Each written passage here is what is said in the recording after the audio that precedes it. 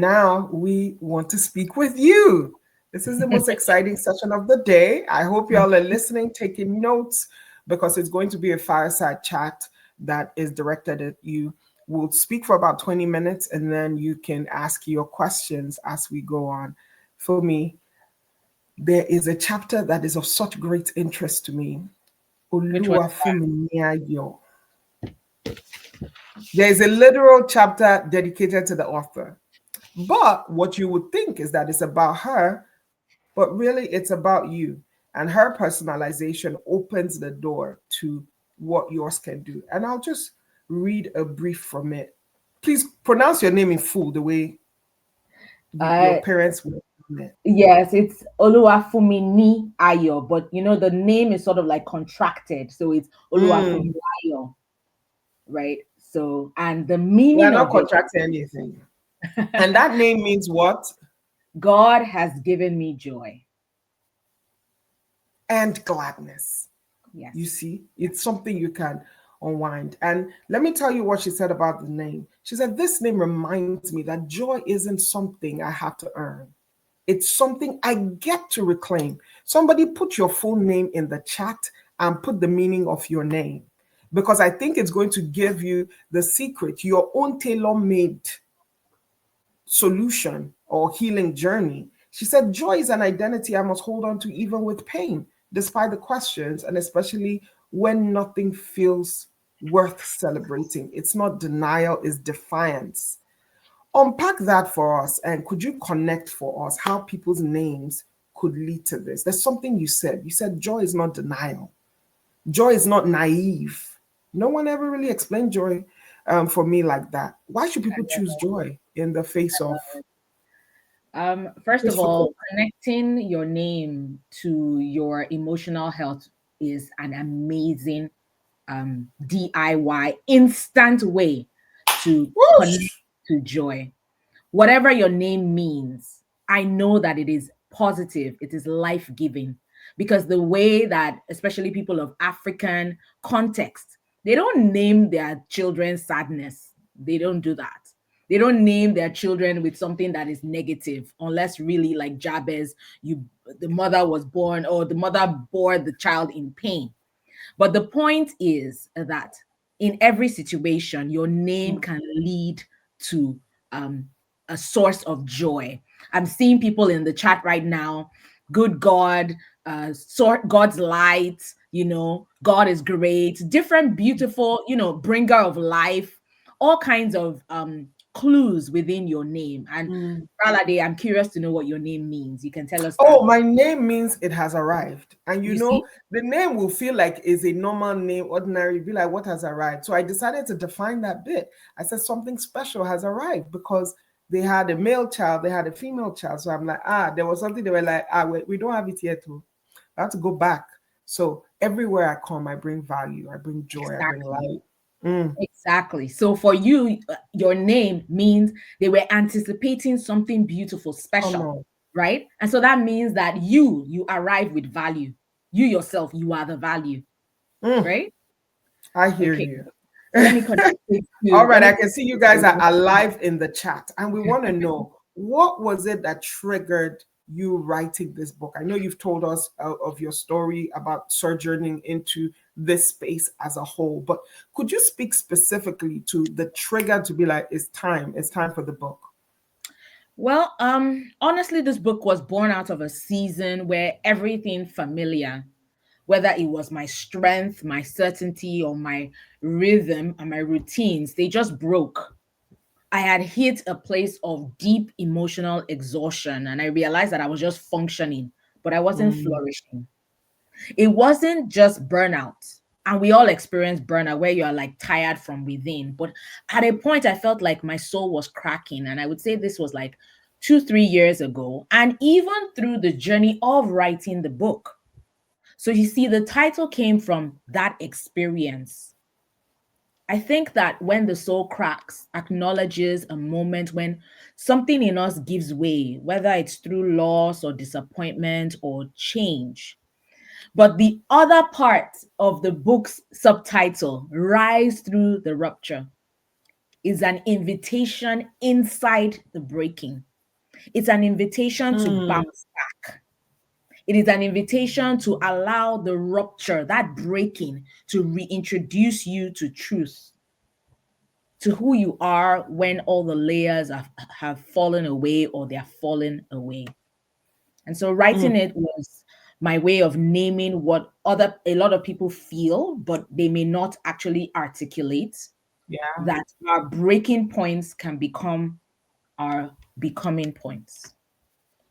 Our breaking point can become our becoming point. That is so good. She said somewhere in the book, say you're not broken, you are becoming. Everything is a gem. I don't know how you season this book with stuff like this. So let me ask you, there are people here, they kind of know they're not okay. They kind of feel those triggers. They kind of feel all of those things, but they may not know when they were wounded. Could you tell us, for someone who hasn't read this book or who hasn't been following you, let's just allow them today, because after today they will know it, because they would have bought the book, they would have read it. So could you tell us what a soul wound is, please? Just like a physical wound, when you think about a wound, it's like a cut, it's an injury, but it's to your inner life. A soul wound is an injury to the part of you that thinks, that feels, that hopes, meaning to your soul. It's not always visible, but it shows up. It shows up in how we trust other people. It shows up in how we love. It shows up in how we ourselves show up in the world. And so a Mm, soul wound can come from trauma. Sometimes it can come from betrayal. A lot of people from the very, if anyone has been listening to me with any maybe speaking engagement, any teaching or webinar, I talk about soul wounds and about how it could come from external forces, external experiences. Maybe it could be a betrayal, like you said, it could be from abuse, it could be a friendship that turned sour.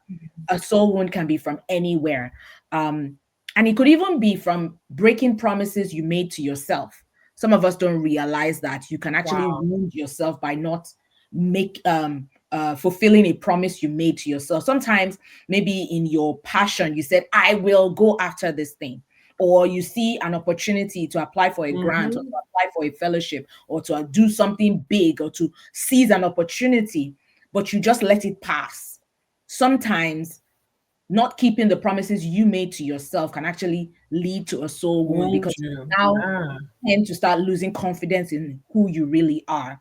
So soul wounds can come from various situations, but it's an ache that lingers even Ah. after the event has finished or concluded. It lingers even when you say I'm fine.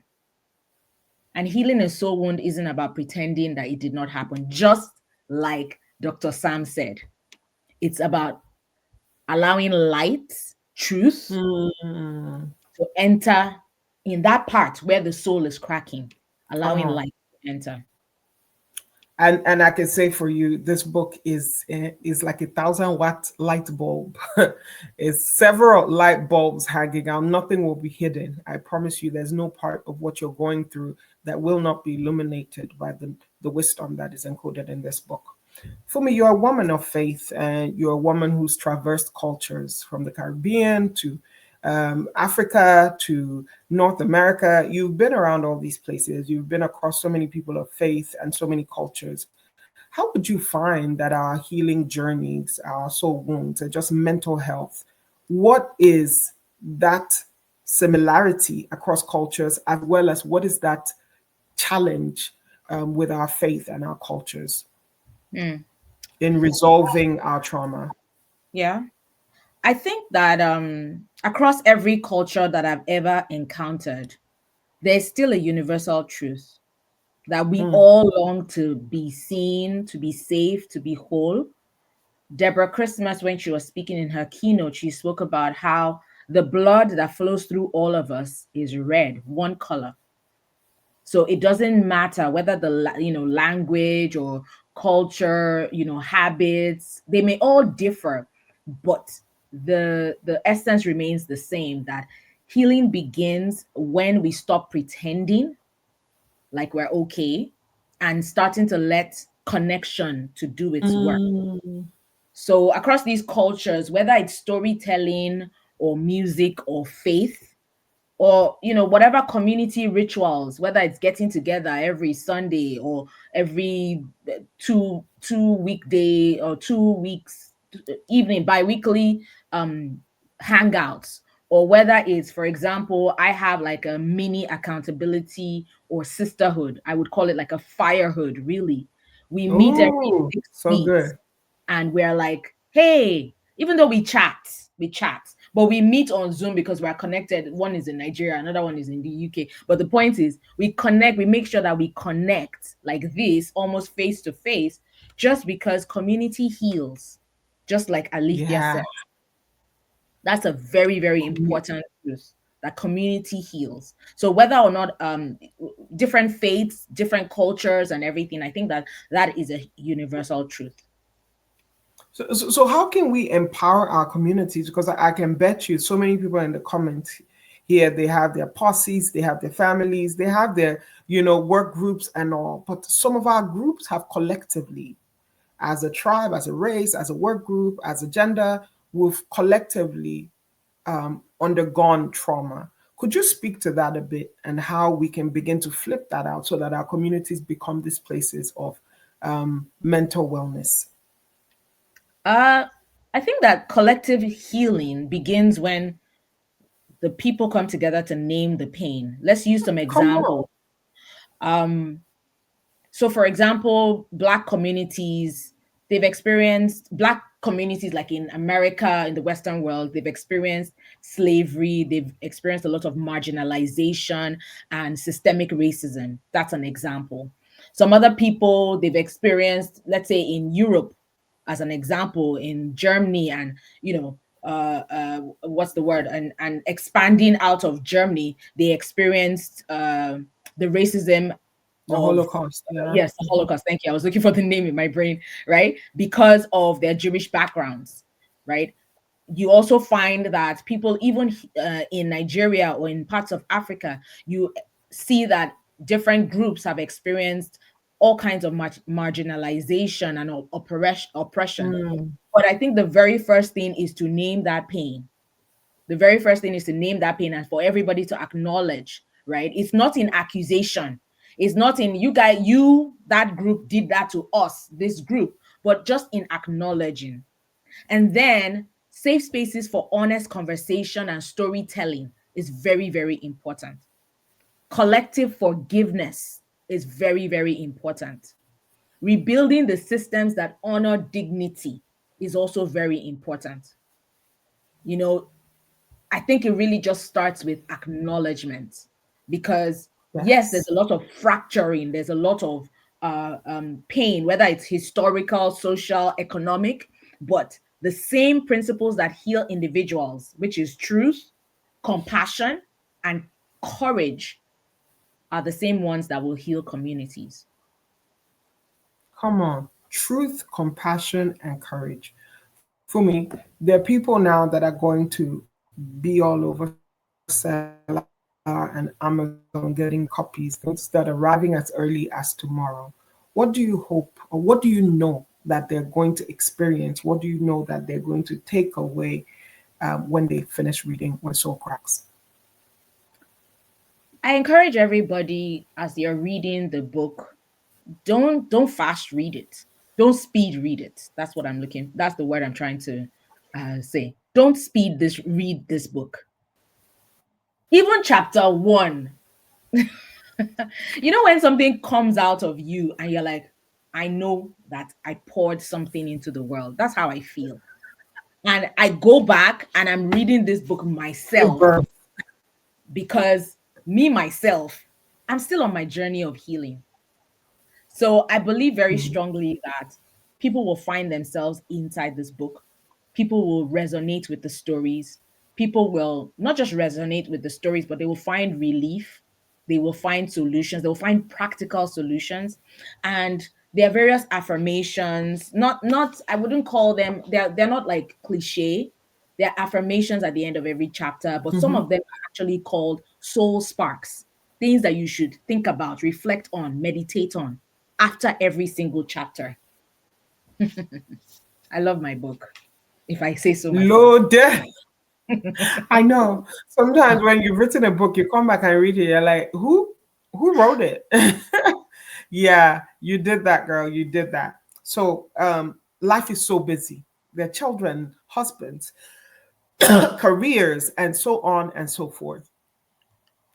How do we find time to listen to our souls? How can we really make this space to listen to our souls as we begin to wrap up here now? And if you have a Um, question, please put it in the chat as well, because we'll have just one more question before we take yours. Please go ahead. okay. I want to say that self-awareness is very, very important. And you don't become self-aware without like practicing it. Just being able to stop and think, what did I do and why?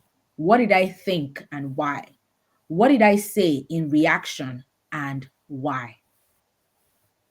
That is the key to self awareness and to answer your question. That's how you listen to your soul. Mm. So important, you know. You can start small. You don't have to fix everything all at once today. But remember that you're not too far gone. There's nobody and not anyone listening to me that is broken. Just like I said in the book, you are becoming. Healing begins the moment you stop pretending and you allow love, both divine love and human love, to meet you where you are. You couldn't have said that any better. I really, really do appreciate you stopping by and really explaining to us what this all means. And we're going to have another book reading here shortly. But you just told someone something now, and they don't know where to, or they didn't know where to start before you started speaking. Give them one word of encouragement before we have our next book reading now. Just one tiny step and one word of encouragement. The word of encouragement is that I love you. And the tiny step is get the book. You'll see how much I love you in the book. I love it. I'm telling you, there's no other way to say it. But I really say it with all sense of humility. I was a vessel for this book. I love you. Get the book, and you will see how much. Excellent, excellent, excellent. Thank you so much, TFA. We've enjoyed having you.